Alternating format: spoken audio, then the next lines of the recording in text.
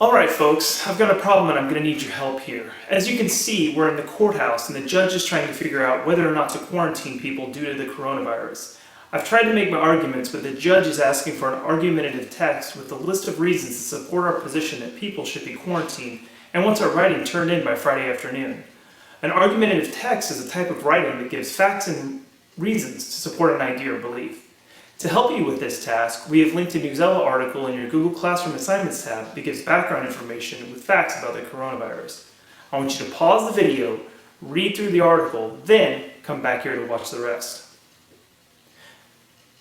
Okay, I hope you all had a chance to read the article in the Google Classroom. Now, let's talk about how to go about writing our argumentative text. Our first step is our brain dump.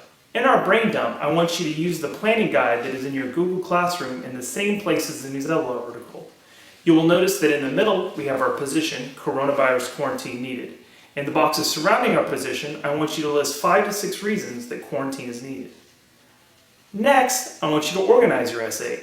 To do so, I want you to pick your top 3 reasons quarantine is needed and make sure you have 1 to 2 facts from the Newsella article that support each of your reasons.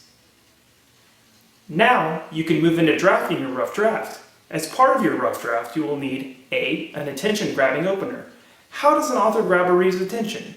Think about all the cool, exciting introductions we talked about in class, like onomatopoeias, exclamations, questions, hints, and others. B, a clearly stated opinion. You need to write a sentence along the lines of, a quarantine will be needed. C, your 3 reasons and facts to support your opinion. Make sure to use transitions like though, besides, to, since, finally, when, and but when listing your reasons. And D, a call to action in the end. You need to list what you want the judge to do. Call for the quarantine or not. While you're writing your rough draft, I want you to look at the rubric we included in the Google Classroom in the same place as the Newsella article. This will let you know all of the different things you know you will need to be graded on, so that you can keep that in mind as you're writing your essay. 4. After you've finished your rough draft, you need to revise and edit. We've included a checklist in the Google Classroom in the same place as the Newsella article. Make sure you hit all of your non-negotiables. Also, make sure you read your rough draft at least 2 to 3 times to make sure you catch everything.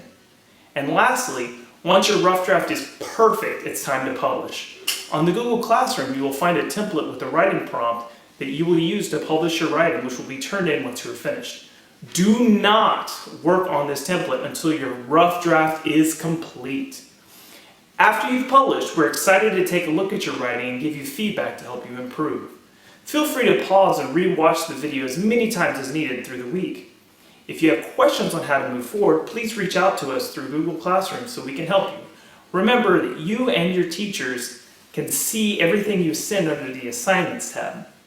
Good luck on your writing, and thank you for helping me convince this judge.